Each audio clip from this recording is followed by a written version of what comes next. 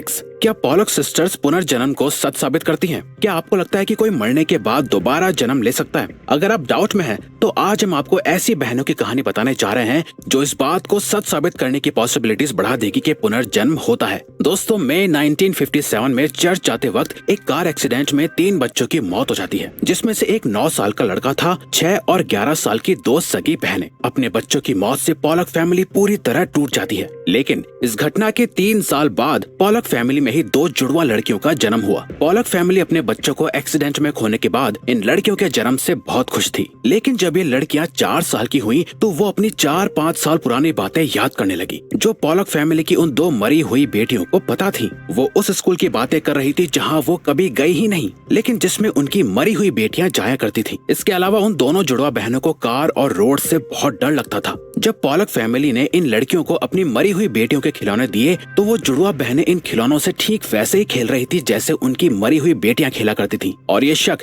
यकीन में तब बदला जब उनकी एक बेटी ने अपनी दूसरी बहन के गोद में सिर रखा हुआ था और दूसरी बहन बोल रही थी कि देखो, तुम्हारी आंख से खून आ रहा है और यही तुम्हारा कार से एक्सीडेंट हुआ है। इसके बाद पॉलक फैमिली को भरोसा हो गया था कि ये उनकी मरी हुई बेटियां ही हैं जिनका पुनर्जन्म हुआ है। पुनर्जन्म की ये घटना वाकई किसी मिस्ट्री से कम नहीं है, क्योंकि इन लड़कियों का जन्म उसी घर और उन्हीं माता पिता से हुआ था।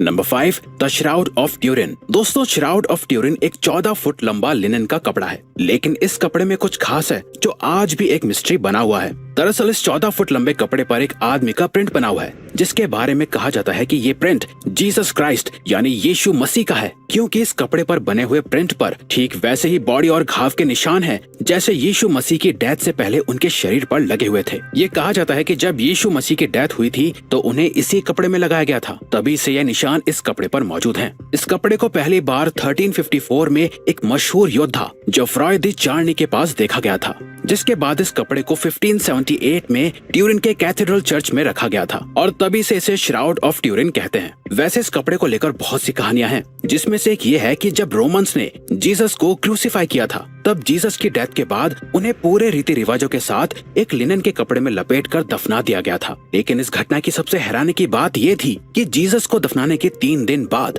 जब मकबरे का निरीक्षण किया गया तो उनकी बॉडी वहाँ नहीं थी। वहाँ पर वो सिर्फ लिनन का कपड़ा मौजूद था जिसमें जीसस को लपेटा गया था। इसीलिए ऐसा माना जाता है कि यह श्राउड ऑफ ट्यूरिन वही लिनन का कपड़ा है जिसमें जीसस को लपेटा गया था। अब तक इस कपड़े की बहुत सी रिसर्च की जा चुकी है। रिसर्च में पता चला कि इस कपड़े पर कुछ लैटिन और ग्रीक भाषा के वर्ड्स लिखे हुए थे, जिससे ये पक्का हो गया था कि यह कपड़ा 2000 साल पुराना है। लेकिन जब इस कपड़े की कार्बन डेटिंग चेक की गई तो पता चला कि यह कपड़ा 1200 या 1300 ईस्वी का है, जिससे इस कपड़े का जीसस से कोई भी रिलेशन नहीं बन पा रहा था और तभी से ये श्राउड ऑफ ट्यूरिन एक मिस्ट्री बना हुआ है। नंबर 4, आखिर सॉडर चिल्ड्रन कहाँ हैं?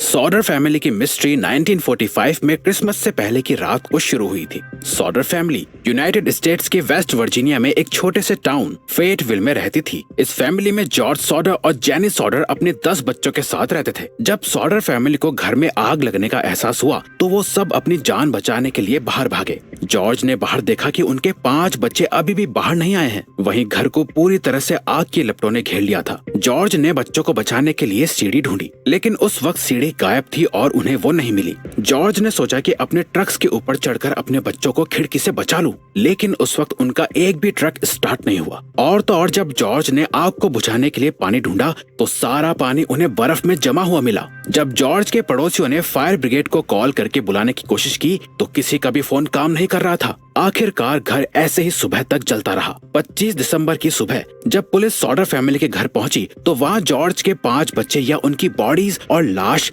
नहीं थी। पुलिस ने अपनी इन्वेस्टिगेशन में पाया कि उस एरिया की सभी टेलीफोन लाइंस कटी हुई थी। जेनी यानी बच्चों की मां से पूछताछ करने पर पता चला कि रात को आग लगने से ठीक 1 घंटे पहले किसी ने उनके घर पर फोन किया था, लेकिन जेनी ने उस वक्त उन सब चीजों पर ध्यान नहीं दिया था। और इन्वेस्टिगेशन होने पर पता चला कि एक अनजान आदमी को बहुत दिनों से जॉर्ज के घर के बाहर देखा जा रहा था, लेकिन उस आदमी और सॉडर फैमिली के बच्चों का आज तक कुछ पता नहीं चला है। सॉडर फैमिली ने अपने बच्चों को ढूंढने के लिए हर कोशिशें की, लेकिन वो हमेशा नाकामयाब ही हुए।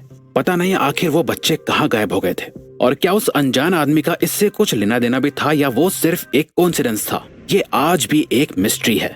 नंबर 3, तूतनखामुन का खंजर। फेरोन्स एंशिएंट इजिप्ट के राजाओं को कहा जाता था और तूतनखामुन फेरोन्स डायनेस्टी का आखिरी राजा था, जिसे किंग तूत के नाम से भी जाना जाता है।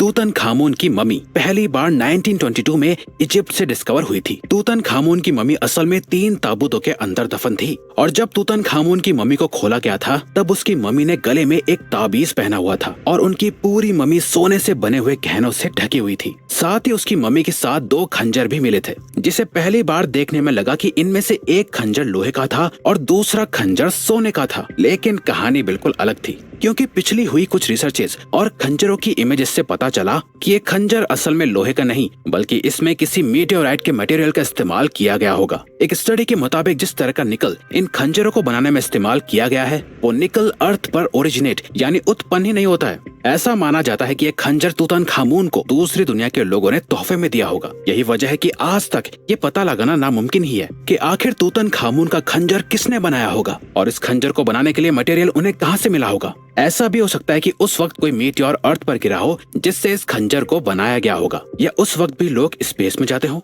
कुछ भी साफ नहीं कहा जा सकता, इसीलिए ये खंजर आज भी एक मिस्ट्री बना हुआ है।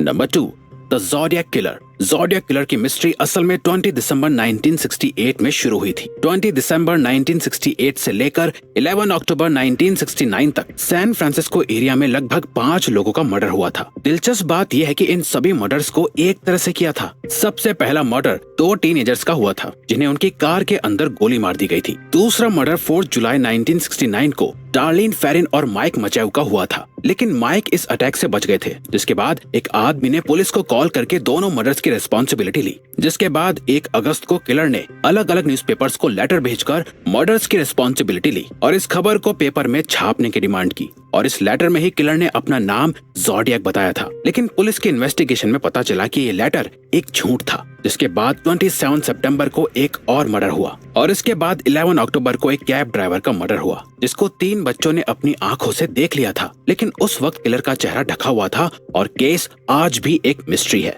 Number 1, shepherd's monument.